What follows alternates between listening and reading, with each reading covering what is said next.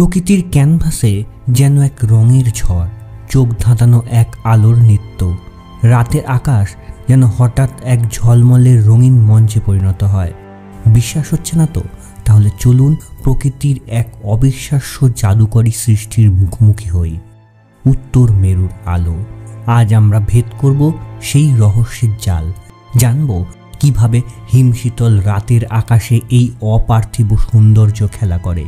কখনো সবুজ ঢেউ, কখনো গোলাপি আভা, আবার কখনো বেগুনি আর নীল এক মায়াবী জগৎ। দেখলে মনে হবে যেন আকাশের তারারা রামধনুর আলোয় নিজেদেরকে সাজিয়েছে। এই দৃশ্য এতটাই মনোমুগ্ধকর যে একবার দেখলে সারা জীবন মনে গেঁথে থাকবে। এই ভিডিওটিতে আমরা তুলে ধরব সেই জাদুকরী রহস্য, আলো ঝলমলে উত্তর মেরুর আসল পরিচয়। জানব কিভাবে সূর্য আর পৃথিবীর চৌম্বক ক্ষেত্র মিলেমিশে এই অসাধারণ আলোর জন্ম দেয়। বলবো কখন আর কোথায় গেলে আপনারাও সাক্ষী হতে পারবেন এই অপূর্ব দৃশ্যের। আর সবশেষে থাকবে এই আলোর সাথে জড়ানো কিছু অবাক করা গল্প আর লোককথা। তাহলে আর অপেক্ষা কিসের? চলুন উত্তর মেরুর আকাশের এই রঙিন অভিযানে সামিল হই। উত্তর মেরুর আলো হলো রাতের আকাশে এক ধরনের প্রাকৃতিক আলোর প্রদর্শনী। সাধারণত পৃথিবীর উত্তর গোলার্ধের সুমেরুর অঞ্চলের কাছাকাছি এই আলো দেখা যায়। এটি বিভিন্ন রঙের হতে পারে, যেমন সবুজ, গোলাপি, লাল, নীল এবং বেগুনি। এই আলো কখনো স্থির থাকে, আবার কখনো বা নৃত্যরত পর্দার মতো মনে হয়। এই সৌন্দর্য এতটাই মনোমুগ্ধকর যে একে ভাষায় প্রকাশ করা অত্যন্ত কঠিন। ইংরাজিতে একে নর্দার্ন লাইটস এবং এর বৈজ্ঞানিক নাম আরোরা বোরিয়ালিস। আরোরা শব্দের অর্থ হলো রোমান দেবীর ডন বা উষা এবং বেরিয়াসের অর্থ উত্তরের বাতাস। তাই আক্ষরিক অর্থে আরোরা বোরিয়ালিসের মানে হলো উত্তরের উষা। দক্ষিণ গোলার্ধে একই ধরনের আলো দেখা যায়, যাকে আরোরা অস্ট্রালিস বা কুমেরু প্রভা বলা হয়। উত্তর মেরুর আলো সৃষ্টির পিছনে রয়েছে সূর্যের কার্যকলাপ এবং পৃথিবীর চৌম্বক ক্ষেত্র। সূর্য থেকে চার্জযুক্ত কণা যেমন ইলেকট্রন এবং প্রোটন মহাকাশে ছড়িয়ে পড়ে। এই কণার স্রোতকে সৌরবায়ু বলা হয়। যখন এই সৌরবায়ু পৃথিবীর চৌম্বক ক্ষেত্রের সংস্পর্শে আসে, তখন কিছু কণা চৌম্বক ক্ষেত্রের টানে পৃথিবীর দিকে আকৃষ্ট হয়। পৃথিবীর চৌম্বক ক্ষেত্র উত্তর ও দক্ষিণ মেরুতে শক্তিশালী হওয়ায় এই চার্জযুক্ত কণাগুলো মেরু অঞ্চলের দিকে ধাবিত হতে থাকে। পৃথিবীর বায়ুমণ্ডলে প্রবেশের সময় এই কণাগুলো বায়ুমণ্ডলের বিভিন্ন গ্যাসের অণু এবং পরমাণুর সাথে সংঘর্ষে লিপ্ত হয়। এই সংঘর্ষের ফলে গ্যাসীয় অণুগুলো উত্তেজিত হয় এবং আলো বিকিরণ করে। বিভিন্ন গ্যাস বিভিন্ন রঙের আলো উৎপন্ন করে। অক্সিজেন সবুজ এবং লাল আলো তৈরি করে। প্রায় 100 থেকে 300 কিলোমিটার উচ্চতায় সবুজ আলো এবং তারও বেশি উচ্চতায় লাল আলো দেখা যায়। নাইট্রোজেন নীল ও বেগুনি, মাঝে মাঝে আবার লাল আলোও তৈরি করে থাকে। সাধারণত 100 কিলোমিটারের নিচে এই আলো দেখা যায়। এই কারণেই আমরা আকাশের বিভিন্ন রঙের আলোর ঝলকানি দেখতে পাই। মেরুর কাছাকাছি অঞ্চলে চৌম্বক ক্ষেত্রের প্রভাব বেশি থাকায় সেইখানেই এই আলোর ঘটনা সবথেকে বেশি ঘটে।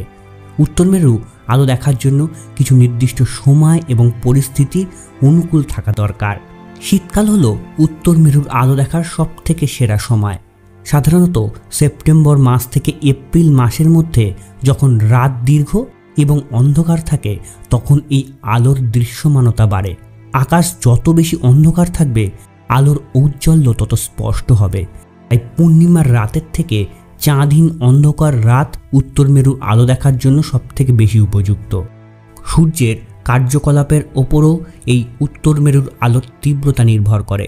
যখন সৌর ঝড় বা সৌর অগ্নুৎপাত বেশি হয়, তখন চার্জযুক্ত কণার সংখ্যা বেশি থাকে এবং আকাশে আরও উজ্জ্বল ও শক্তিশালী আলো দেখার সম্ভাবনা বেশি থাকে।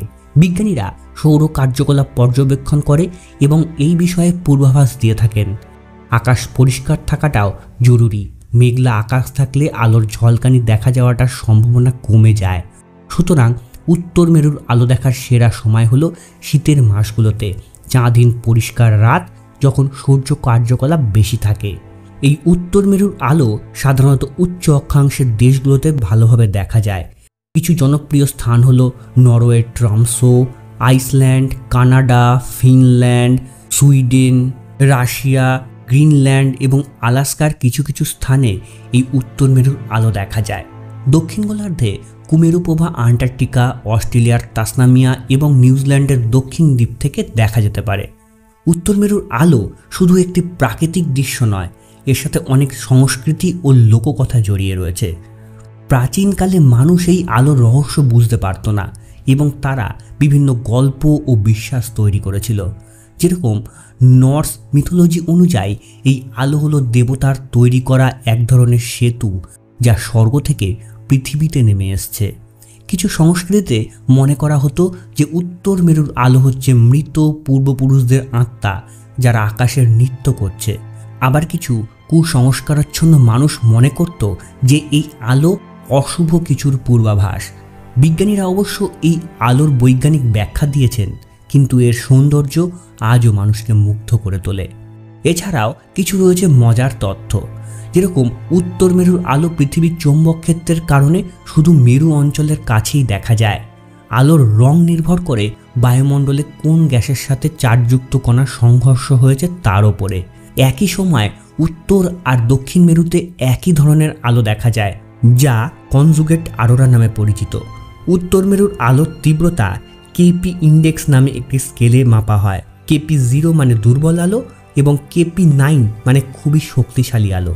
বন্ধুরা, উত্তর মেরুর আলো সত্যিই এক অসাধারণ অভিজ্ঞতা।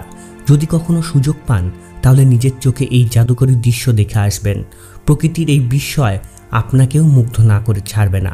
আজকের ভিডিওটি কেমন লাগলো তা কমেন্ট করে জানাবেন। আর যদি আপনাদের কোনো প্রশ্ন থাকে তবে অবশ্যই জিজ্ঞাসা করবেন। খুব শীঘ্রই দেখা হবে নতুন কোনো ইন্টারেস্টিং বিষয় নিয়ে।